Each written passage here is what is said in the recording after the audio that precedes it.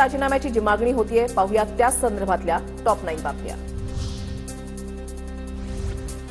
धनंजय मुंडेंच्या राजीनाम्यावरून अजितदादांनी हात झटकले। नैतिकतेच्या मुद्द्यावर राजीनामा का नाही हा प्रश्न धनंजय मुंडेंनाच विचारा, अजितदादांचं भाष्य। मुंडेंच्या राजीनाम्याबाबत अजित पवारांच्या भूमिकेवर शिंदेंच्या शिवसेनेकडून प्रश्नचिन्ह उपस्थित। पक्षामध्ये दोन भूमिका घेऊन चालत नाही, राजीनामा घेण्याचा अधिकार अजित पवारांनाच आहे, पक्षाच्या नेत्यांनी निर्णय घेतला पाहिजे, संजय शिरसाट यांचं वक्तव्य। पक्षामध्ये अशा दोन भूमिका घेऊन चालत नाही। अजितदादा हे पक्षाचे प्रमुख आहे, कुणाचा राजीनामा घ्यायचा, कुणाला मंत्रिमंडळात घ्यायचा, कुणाला पक्षातून काढायचं हे सर्वस्व अधिकार हे अजितदादाला आहेत। कोणत्याही परिस्थितीमध्ये धनंजय मुंडेंचा राजीनामा घ्या, राजीनामा द्यायचा की नाही हे आता मंत्री ठरवणार का? मग सगळ्या यंत्रणा बंद करा, अंजली दमानी यांचा सरकारवर निशाणा। हे ठरवणार का? धनंजय मुंडे ठरवणार का की त्यांनी राजीनामा द्यायचा की नाही? म्हणजे आता तुम्ही ना एक काम करा अजित पवारजी, की तुम्ही यंत्रणा सगळ्या बंद करून टाका।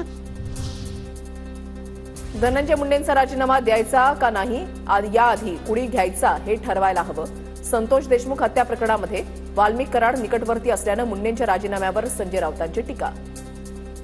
मुंडेंचा राजीनामा द्यायचा की नाही यापेक्षा त्यांनी कुणी घ्यायचा हे ठरायला पाहिजे। तो अजित पवारांनी घ्यायचा की देवेंद्र फडणवीस यांनी घ्यायचा? कोणाला वाचवताय? अजितदादा पक्षाचे प्रमुख, त्यांनी ठरवलं तर एका मिनिटामध्ये धनंजय मुंडेंचा राजीनामा होईल। इतके ठोस पुरावे असताना मुंडेंना बडतर्फ करायला हवं, अंबादास दानवेंचा निशाणा। अजितदादा त्यांचे प्रमुख आहेत, त्यांनी सांगितलं किंवा त्यांनी निर्णय घेतला तर एक मिनिटात राजीनामा होईल।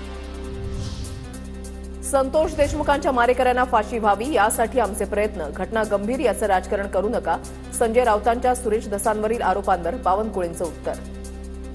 आंदोलनाची धार कमी करण्यासाठी सुरेश धसांना पुढे केलं जात आहे अशा तुम्ही सुरेश धसाबद्दल वारंवार सांगताय, मी कालच बोललो आहे, कालच त्या ठिकाणी स्पष्टीकरण दिलं आहे, वारंवार या प्रश्नातून जायचं नाही तर राजकारण करू नका।